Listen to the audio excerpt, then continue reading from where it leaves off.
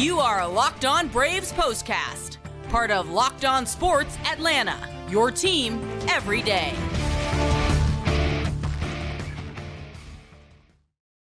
And hello and welcome into the Braves POSTCAST, part of the Locked On Podcast Network, your team every day. Grant McAuley, Jake Mastroianni with you after yet another Braves win, yet another series win for this club. And even though the runs are hard to come by some nights, well, this wasn't one of those nights either. We got a lot to talk about as the Braves grabbed a 7-0 shutout victory over the Chicago Cubs, clinch that series victory, and have a chance to go for a sweep on Wednesday. We'll get you set for that game as well. Before we get started, though, hit that thumbs up button. Make sure you subscribe to Locked On Sports Atlanta right here on YouTube. Subscribe to Locked On Braves wherever you get your podcasts. And I need to let you know today's episode is brought to you by Prize Picks. Prize Picks is America's #1 fantasy sports app with more than 3 million members.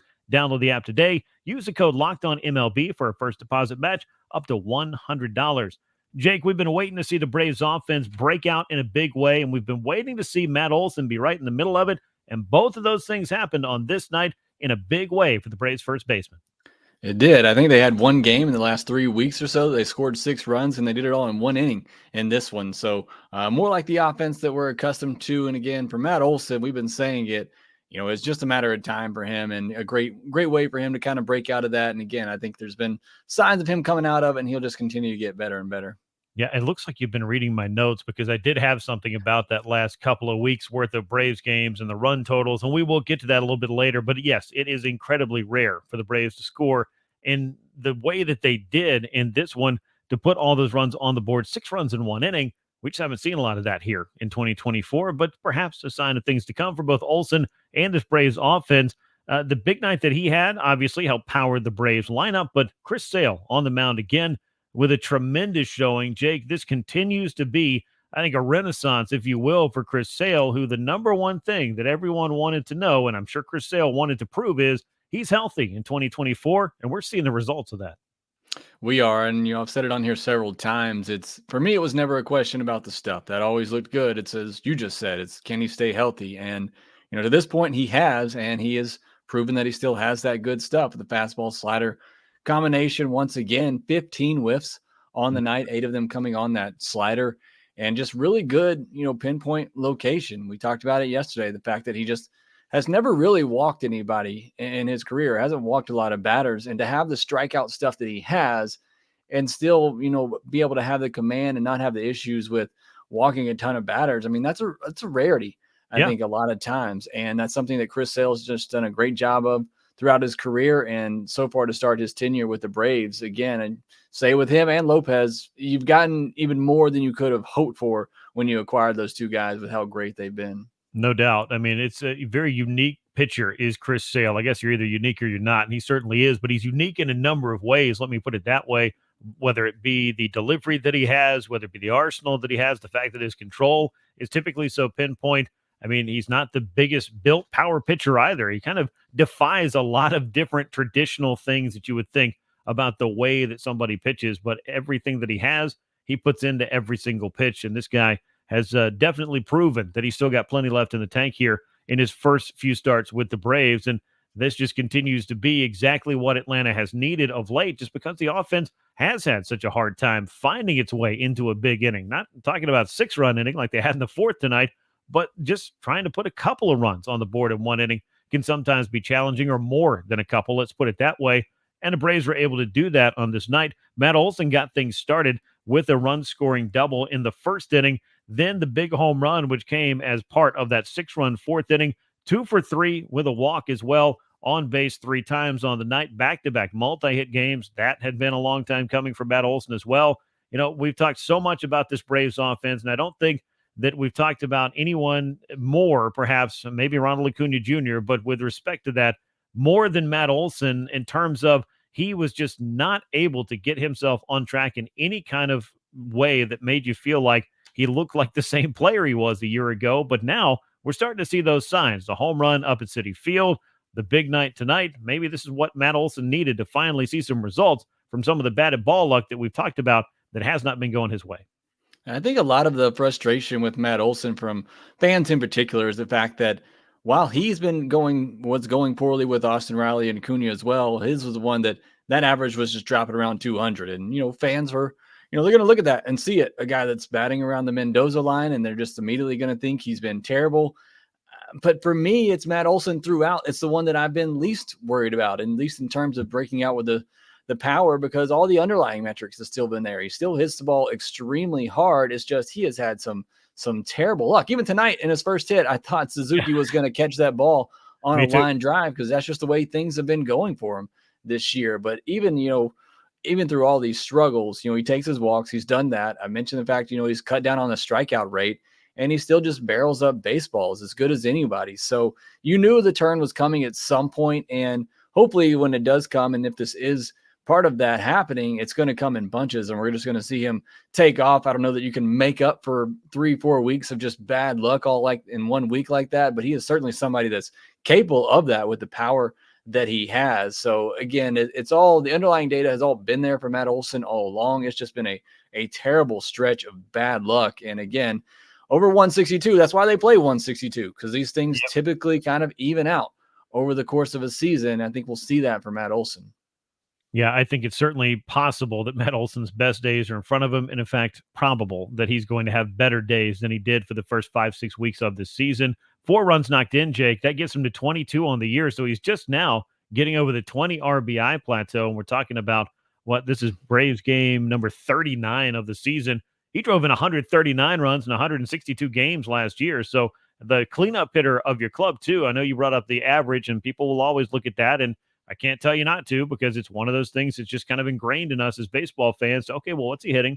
Okay, then I'll start looking at some of the other columns. And then, for some of us and many of us now in this age, we'll look at a lot of other things to kind of let us know, should it be there, should it not be there? But the run production from your cleanup hitter, you got to see that, Jake. And this was a night in which Matt Olson was able to do that in a big-time way with the 4 runs knocked in, yet another home run, and that long home run drought. That didn't help in the RBI department either.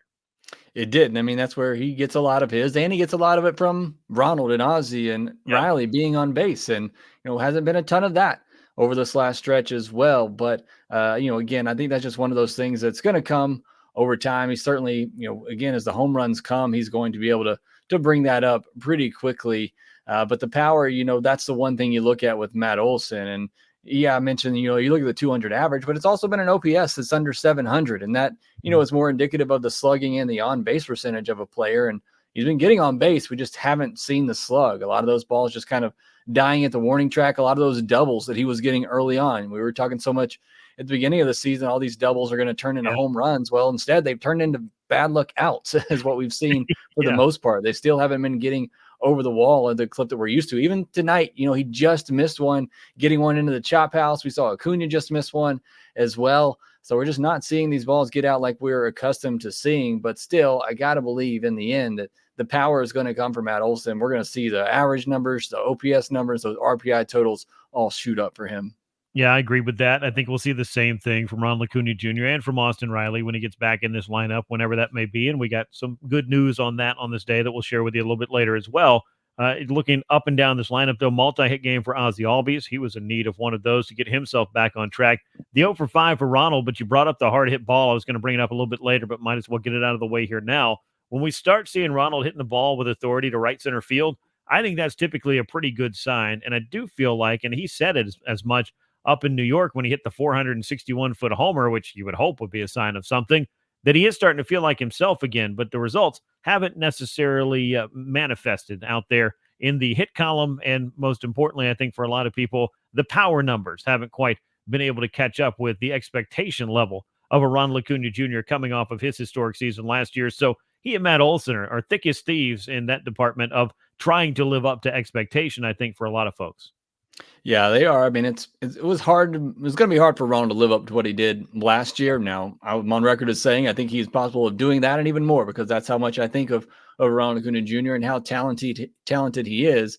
Clearly, it's been a rough start for him. You hope that it's not just beginning to press. He had a 3-0 count tonight with runners on second and third and took a swing at a pitch that wasn't terrible, but, maybe just the signs of somebody, that knows he's not producing like he's capable of and trying to press out of it. But still, 108 mile per hour exit velocity tonight, 104, 103, 93 even on a fly out that he had. And that last swing that you mentioned, 103, 25-degree launch angle, it's again another one of those balls that if it's not gone, I feel like that's a ball that should be off the wall. Now, it was a great play by Pete Crow Armstrong, who's a potential Gold Glove center fielder someday, or that probably would have been off the wall. But I mean, that's just another one of those great swings, expected batting average of 800. And we've seen a lot more of those from Ronald here lately. Just again, those signs of him slowly breaking out of this thing. But again, it's just like there's a couple of good games here, then maybe a couple of good games back, and then not getting the results on some good swings. And it's just haven't seen that consistency every game like we honestly saw from Ronald last year. Yeah, but hopefully with this much baseball left to be played, 120 something games anyway, Ronald's got a large sample size in front of him to go ahead and get things right. But yeah, you're not going to have your career year every single year. Guys who do that typically end up in the Hall of Fame. And I'm certainly not saying that Ronald can't do that. I'm just saying it's not likely that you do it every single year over year, particularly if you turn in the kind of historic season that he did. But if anybody's got the talent at age 26 to provide an encore, I'm with you. I feel like this is still the guy, and there's still a lot of baseball left to be played. There's also still a lot of this Braves postcast coming your way. We'll get inside the box score of this game. We'll talk more about Chris Sale, the Atlanta pitching staff, some other hitting notes that you might want to know about, some good trends for Atlanta when it comes to how well they're playing at Truist Park. And, of course, we'll get you ready for Game 3 of the series, which comes your way on Wednesday. All of that coming up right here on the Braves postcast. Prize Picks is America's #1 fantasy sports app with more than 3 million members. It's the easiest and most exciting way to get in on the action while you watch your favorite sports and players. Baseball season in full swing. Don't miss your chance to add your favorite players from the diamond in your Prize Picks entries. Whether it's strikeouts, RBIs, first inning runs, take your pick of more or less and add them to your Prize Picks entry today. Download the app and use the code LOCKEDONMLB for a first deposit match of up to $100. That's LOCKEDONMLB on that Prize Picks app. Jake, let's look at the line score and box score of this nice, tidy 7-0 victory for the Braves over the Cubs on Tuesday night at Truist Park. Cubs shut out on just 3 hits. They had a hard time trying to solve Chris Sale. They committed 1 error, did Chicago, and left 5 men on base. The Braves 7 runs on 9 hits, no errors. Braves left 7 on base as well, but they had a nice big 6-run 4th inning that really put some breathing room between these two clubs, and I think it just allowed Chris Sale to just absolutely lock in and just breeze his way through this game. He picks up the win, does Sale. He is now 6-1 on the year. Jamison Taillon takes the loss. He allowed 7 runs, just 2 of them earned, though, on 7 hits in his 4 innings worth of work. As you look inside the outing for Chris Sale, there have been so many good things that we have talked about here of late. You remember about 3 weeks ago when I was saying I just feel like Chris Sale is going to have one of those big strikeout games under his belt? Well, this was another one of a string of big strikeout games for Chris Sale. 7 innings, 2 hits, no runs, no walks, 9 strikeouts. Did hit a batter, though, but 28 strikeouts in the last 18 innings for Chris Sale, who now has 61 in 49 2/3 innings. And that ERA continues to drop down to 2.54 on the season. Jake, I was looking at some of the leaders across the National League, and Chris Sale, his name just continues to move up those boards in the best possible way in quite a few notable categories. Yeah, I have fans that keep asking me, what does he have to do to win the Cy Young? And look, it's a little too early maybe to be thinking about that, but certainly if he keeps pitching the way that he has, just 2 earned runs allowed over his last 4 starts. You mentioned the strikeouts are starting to pile up, 9, 10, and 9 in his last 3 outings. I mean, it's great stuff from Chris Sale. There's always that question that I think a lot of Braves fans have to be asking is how long does he go?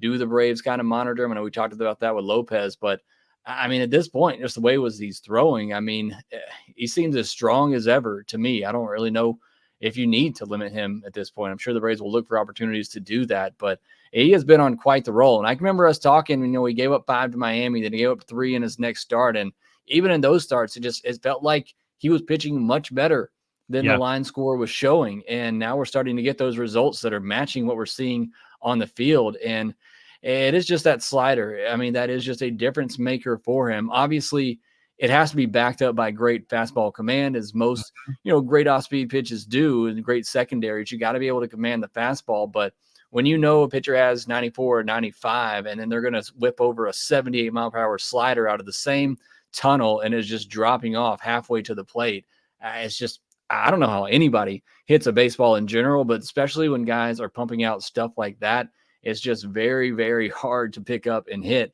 And Chris Sale is just, again, with that pinpoint location, been able to rack up the strikeouts here lately. Yeah, it's been very impressive to watch the way he goes about it. It's looked like vintage Chris Sale from the pre-injury years, and this was, I believe, back in 2019, the anniversary of his 17 strikeout game. He did that in 7 innings. Only got just over half the way there tonight. Only 9 strikeouts. I don't know what's wrong with him. He did end up hitting 2 batters. Also, I just wanted to clear up that little note here. But there's really not much to quibble about with the way Chris Sale is throwing, and he's doing it so efficiently. 7 innings, Jake, on 92 pitches. It feels like we're talking about that an awful lot with Chris Sale and some of these other Brave starters as well, that they're just finding ways to, have the most efficient outings possible and cover at least 6, if not 7 innings. And that trend has been an extremely good extremely good trend for this Atlanta pitching staff. Came into this day with a 2.52 ERA in the last month. That's for the whole pitching staff, second best in Major League Baseball over that span. And Jake, as you see, the Braves threw another shutout, so that went down tonight. They may actually be looking at the best ERA in baseball over the last month. And you probably need that when you've got some of the other categories kind of in the wrong way, where you posted on social media a little bit earlier this afternoon some of the trends for the offense that just kind of made you wonder, what's wrong with this group? It's the exact opposite for the pitching staff, I guess, to make a long story short. Yeah, I mean, it's crazy to look at. I kind of went back since April 20th when the offense really started to struggle there, and they're bottom 5 in offense and WRC plus, average slugging, runs scored, but they are, top 3, top 5 at the least in just about every pitching category over that time as well, especially if you look just at starting pitching. And they've needed it, obviously. And we've talked about the fact that if the offense ever catches up and gets back to the levels we think they can be at, and the pitching remains as strong as it has been, I think they're back to being the best team in all of baseball once again. And we saw a little bit of that tonight. We're going to need to see more of it because it's been an elongated slump for this offense. I don't think you can just look at one game and say, they're back, but, had 10 hits the night before as well. We talked about it. They weren't getting the hits in the big spots, but they did get 10 hits against the Cubs and starter Imanaga, who's been really, really good. So I think that was encouraging. We've seen more signs of that coming. But again, if that offense catches up with what the pitching staff has been doing, we're going to see this team, rack up a lot more wins. And again, with Chris Sale, Renato Lopez, Charlie Morton, who we're going to see, all of those guys, Max Fried, they've all been just doing a tremendous job holding up this team with this offense, trying to find its way back. Yeah, they have done a tremendous job, that first 4. And then if Bryce Elder can just kind of stabilize, hold down that 5th spot, however that works, you'd be pretty happy with what the starting staff is doing. In the bullpen, which should get a boost from Pierce Johnson returning later this week, that's a group that's also doing all the work that it needs to do right now as this offense does try to figure this out. Looking at a couple of trends I mentioned that have been pretty good for the Braves here lately, 3 straight series wins after that sweep out in Los Angeles, so getting back on the winning track. 15-4 now at home. That is a big reason why the Braves now have the second best record, at least in terms of winning percentage in Major League Baseball, second only to the Philadelphia Phillies, who continue their winning ways behind a shutout from Aaron Nola a little bit earlier today. Phillies are playing great baseball. Braves are playing good enough. I mean, they're on a 108-win pace. I know it's a little bit early maybe to get on that and ride it out for the rest of the season and have that expectation, but this is a club that won 104 last year, 101 the year before. So who am I to say that the Braves won't end up in triple digits? Could be pretty fascinating to see how this thing sizes up if this Braves team is indeed able to get both the offense and this pitching staff going at the same time. I'm with you. I think they're going to be hard to beat, and that's just from watching this club and knowing the capabilities they had a year ago and then seeing what this pitching staff is doing in relation to how good the offense could be. Could be a pretty good combination of the two, and I'd be hard-pressed to find another club that does both sides, plays both sides of the ball as well. I think you'd be hard-pressed to find a team that their 3 best hitters are not performing near where they should be or what we know they're capable of. You lose your ace. And throughout all this, the Braves are still winning games. Even in the stretch I just talked about since April 20th, I think one of the more fascinating things and kind of why I wanted to put it up there, the Braves were 12-8 over that stretch with having their offense be in the bottom 5 in all of baseball in most categories. And again, a lot of that's just because of the great pitching, but there's also just a really, really good team still, even going through a stretch like they have with their offense, it's still, they're able to find ways to win games. And that's just what this Braves team does. And like we talked about, you get the offense going, even if the starting pitching were to slide back a little bit. And I don't see any reason why that should happen with how good these guys have been. I think you're, again, really going to see this team take off and, get back, and not that they're out of the division race, but I think they're going to push the Phillies. I think the Phillies are going to be there all year, though. They're a really good team. I think it's going to be a real fight in the NL East there. But I think the Braves, again, when all is said and done, they're going to be right there with the best in baseball. Yeah, I mean, you knew the Phillies were going to be tough. There's just no way to ignore the fact that that's a really talented club, and the Braves have gotten a firsthand look at that each of the past 2 Octobers. But the regular season had seemingly belonged more so to the Braves, but the Phillies, off to this very, very hot start, are kind of setting the tone right now, not just for the National League East, but for all of baseball to follow, as they were the first club to 30 wins in baseball as well, behind Aaron Nola's shutout a little bit earlier on the day. Now, let's dive into the offense one more time. 6 runs in 1 inning. I did go back and look this up. The Braves hadn't scored 6 runs in 15 games. That's total games. So the last 14 games, the Braves had not scored 6 runs. They did so in 1 inning tonight. I'm not big on trends and being able to tell you what's going to set a new one or not, but it's one that we needed to see most certainly, and this offense is definitely capable of putting up 6 runs or more in a game. If they can start doing it in 1 inning, that would be helpful in getting to that goal and maybe really opening up the floodgates for Matt Olson, for other Braves hitters, and for this Braves offense at large. Yeah, we talk about it all the time with this offense. What makes them so dynamic is the fact that they'll put pressure on you all game long, and then at some point, they're going to get that 3-run homer. They're going to have that crooked number, and that's what we've been missing. They've when they've scored over the stretch, it's been 1 inning here or 1 run here, 1 run here, maybe later in the game, but they haven't really found that crooked number. And now we're getting back to a point where, again, I'm not ready to say that they are fully back, but again, I think it has been trending this way where they're putting a lot more pressure. They're putting better at bats up there every inning. And then at some point, with just how talented this team is, maybe it's not going to be a six run inning every time, but you're going to start to see more 2, 3, 4 run innings from this team if they continue to have these bats up and down like we've had. Everybody had a hit tonight except for Ronald and Travis d'Arnaud. Everybody had a hard hit ball except for Ozzie and Travis d'Arnaud. I mean, that's looking more like what we see typically night to night for a Braves lineup, where just about everybody up and down is contributing, getting on base, having hard contact, making the pitcher work. Jarred Kelenic, I wanted to just shout him out a minute. Had a hit tonight, had a great swing, just kind of like Ronald, his last at bat there. Had a great swing, got robbed there, but I like the at bats from him. I think he's been really good. See him laying out on defense. I'm glad he did not run into Orlando Arcia there either, but giving it everything he has in left field. I mean, again, I think it's a situation for Kelenic where, he's had to come in and thought he was going to have an everyday role. Now it's a platoon situation, but that hasn't deterred him from continuing to work his tail off to show the team that what he can do. And I've just been very impressed with him. Again, I know the results maybe haven't been there offensively like some have hoped, but defensively, and again, I think there's even been signs at the plate. I've really been encouraged of what I've seen from Jarred Kelenic.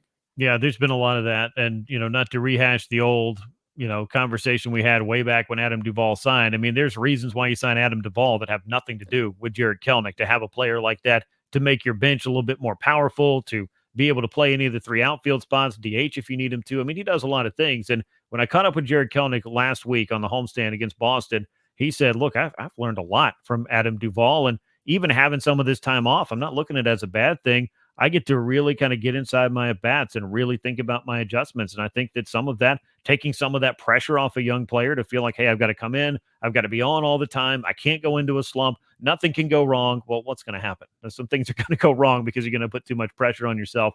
But I think Jarred Kelenic has managed it extremely well thus far this year, and perhaps his best games, and I would imagine more power could be in his future as well. All right, let's wrap this whole thing up here in a moment when we take a look at Game 3. Also, a good update on the prognosis for Austin Riley getting back in the Braves lineup. And we hope that'll be sooner than later. It's on the other side of this break.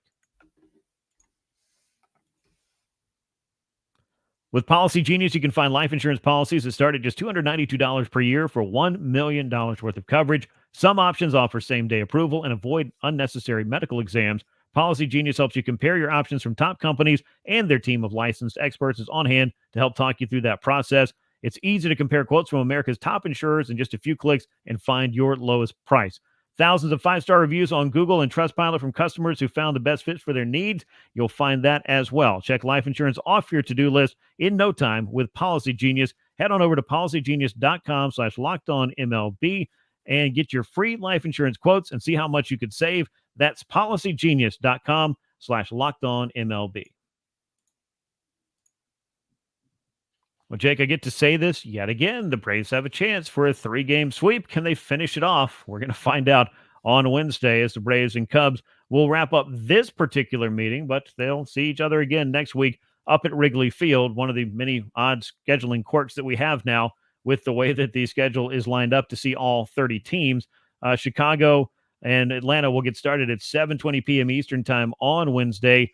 Some good news on the injury front. It may not affect the Wednesday game for the Braves, but Austin Riley saying that he can't even really find the exact spot that was hurting him a couple days ago. I guess that's a good sign.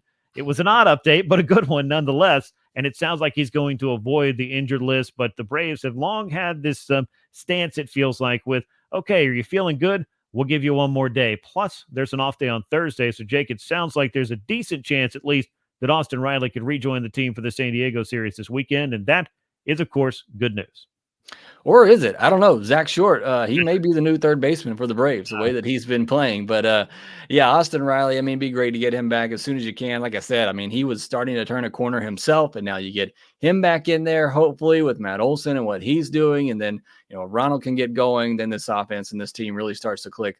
I like we're hoping. But, yeah, it certainly sounds like good news for Austin Riley, as weird as maybe that update was a little bit. But with the off day, gives you a little bit more time to let him heal up and rest. I don't know if he's swung a bat yet or not, but I would imagine that's going to be a pretty big test for him to see if, everything feels fine there before they ultimately make that decision for over the weekend. Yeah, but it does sound like it's trending in the right direction, most certainly. A couple of other little notes inside the box score that are worth mentioning when we talk about guys turning the corner, guys heating up, maybe just figuring some things out. Michael Harris was mired in a slump that was kind of in the background of some of the other slumps, but he homered in this game. That was a big one. For Atlanta, just seeing a big swing from Michael, seeing one leave the yard. Marcell Ozuna, we got to shout him out every night because all he did was knock in another run. He's on an 8-game hitting streak, so good for him. And Ozzie Albies 2 for 4, second consecutive multi-hit game for Ozzie. He was needing those because he was batting 111 for the first 9 games this month. He had also started to slide. So, Jake, a lot of things are kind of coming together offensively. I do feel like the point we've talked about maybe ad nauseum at this point, it seems like it's trending in the right direction, but those were a few more things I felt like were at least worth a mention before we get ready for Wednesday's game. Yeah, especially want to make sure that we talked about Michael Harris again here, because it's been a tough road for him here as of late, or at least entering the month of May. But to see him, get a good swing there, that home run ball, it also got a walk in this one. So he seems to be, changing things up a little bit more, where he's been a lot, very swing happy so far this year, being a little bit more patient lately, kind of picking his spots. And so hopefully we're about to see Michael Harris get on a roll too.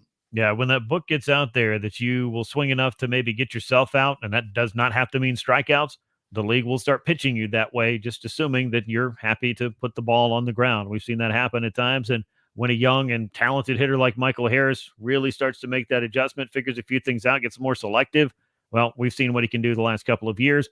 That, of course, is right out there in front of him for the remainder of 2024. Charlie Morton has really put some things together here lately, which has been in line with what this rotation has done overall. Morton, 4 straight quality starts. He's allowed just 5 runs across those 26 innings, helping to stabilize the rotation with that work. We talked a little bit about Charlie, every 5th day at least, and what he's done. And Jake, it's been impressive, even if it's been a little bit different than the ways that he's done it in the past, where he's really relying on just 2 pitches. Charlie Morton has really, I think, maybe diversified his portfolio a little bit of what he uses to go after hitters this year. Yeah, it's been fun to watch. I mean, I was really worried about him early on just because we were so used to the swing and miss and the strikeouts. We weren't seeing that, and he was walking batters. So it was a bad combination of things, but he's on a 4-game stretch now where he's gone at least 6 innings and he's given up 2 earned or rest or less in all of those. But the big thing for me, as I just kind of alluded to, is the walks. He walked 7 batters in his first 2 starts this year. He's walked 7 batters since then, and no more than 2 in every start. And that has been the big issue with Charlie Morton the last couple of years. 2 years ago, it was the walks and the home runs. Last year was more so just the walks. But if he starts cutting that down, trusting his stuff that is still really, really good. Again, talking about with Chris Sale, I mean, Charlie Morton still has really, really good stuff. That curveball can be really good for him. And if he can just start locating that better, trusting it in the zone and getting weak contact, seeing him go deeper into games, being, conservative with that pitch count. I mean, this is what the Charlie Morton that we've seen the last 4 outings. And I will certainly take that from him, over the strikeouts and maybe a little bit more walks here and there. I'll take these 6-7 inning outings from Charlie Morton. Yeah, and the Braves will certainly take those as well. No two ways about it. Javier Assad has been named as the Cubs starting pitcher. It was to be determined into the day, but 3-0, a 170 ERA, 35 punchouts. He's been pretty impressive. I think a nice right-hander for the Cubs, who have put together, I think, Jake, a pretty competitive club. And I don't know if they'll do a lot of adding throughout the course of the season. They've certainly showed that they'll spend some money in order to keep this team together and to add some pieces. But for this Braves team sweeping the Cubs, who have been a competitive club and could be, at least in the wild card mix this year, this is a pretty good series win for Atlanta. And of course, these two teams will see each other again very, very soon. Yeah, the Cubs have been really good in that NL Central. It's certainly a winnable division. They find themselves just a game and a half back of the Brewers at this point, but it is a good Cubs team. I know they got some guys injured. They've had a lot of injuries this year, but a team that's probably going to be there in the race for the postseason. Yep, that looks like it could be the Central. I've often said in both leagues, teams have to kind of be looking around saying, hey, why not us? Because there's no prohibitive favorite on either side. Could it be the Cubs? We will find out as the season wears on. But for Wednesday, it's the Cubs and the Braves at Truist Park, 7:20 p.m. Eastern Time, the first pitch. Charlie Morton against Javier Assad as the Braves look for that sweep of the Cubs. That's going to wrap things up here on this edition of the Braves Postcast. As always, make sure you subscribe to Locked On Sports Atlanta on YouTube. Leave us those likes and comments. Share the show with a friend and subscribe to Locked On Braves wherever you get your podcast. For Jake Mastroianni, I'm Grant McAuley. We look forward to catching you again soon here on the Postcast. And until then, so long, everyone.